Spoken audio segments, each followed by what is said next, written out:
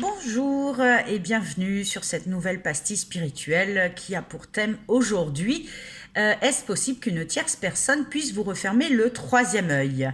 Alors, je vais répondre à cette question qui fait partie d'une liste de questions qui m'ont été posées sur Facebook, sur mon mur Sandra Doucet Médium, mais vous pouvez poser vos questions vous-même aussi en dessous de cette vidéo dans les commentaires. Alors, pour répondre à ta question, Cathy, au sujet de est-ce qu'une tierce personne peut refermer ton troisième œil? Très sincèrement, non. Alors, c'est oui et non en fait. Alors, c'est non dans le sens où, une fois que c'est ouvert et on ne peut pas le refermer, c'est comme ça. Le fait qu'une tierce personne puisse refermer le troisième œil, c'est un petit peu comme certaines personnes qui se disent envoûtées par une autre personne. Là, on est dans un autre domaine.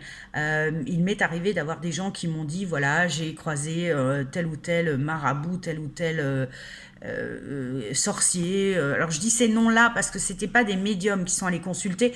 Ils sont allés consulter des faiseurs de magie noire, de magie rouge. Enfin, voilà. Pour moi, on est plus dans la sorcellerie. Ou dans le maraboutage que effectivement dans la médiumnité. Donc il est possible effectivement qu'on puisse se faire. Alors j'aime pas trop ces mots, je fais attention à ce que je dis, mais bon, on va utiliser des mots simples. J'espère que vous ferez preuve de discernement. On peut se faire jeter un sort, effectivement, par quelqu'un qui a une mauvaise intention. Donc c'est plus ça, c'est quelqu'un qui vous envoie une mauvaise intention. Tout comme on peut envoyer une bonne intention à quelqu'un pour lui faire un soin à distance, on peut envoyer une mauvaise intention sur quelqu'un, mais bien évidemment, il y a un retour de bâton. Ça, il ne faut pas se leurrer. Donc, ne jamais s'amuser avec ces choses-là, bien évidemment. Et de toute façon, quand on fait ça, on n'est de toute façon pas dans de bonnes vibrations.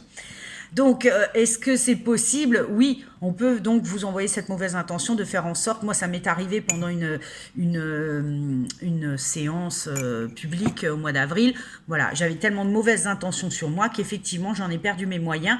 Je ne canalisais plus rien. Alors, est-ce que c'est la peur? Est-ce que c'est le stress? Est-ce que vraiment cette personne a réussi à me brouiller, à me parasiter? Voilà, peut-être que je le saurai jamais.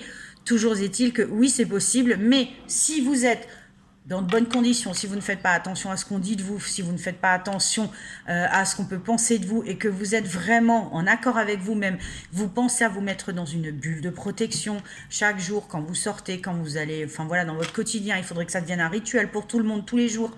Si vous portez des pierres de protection aussi, ce que moi je fais très très souvent, ou voilà, ou que simplement vous émanez une prière pas religieuse, hein, une prière laïque, ça suffit aussi.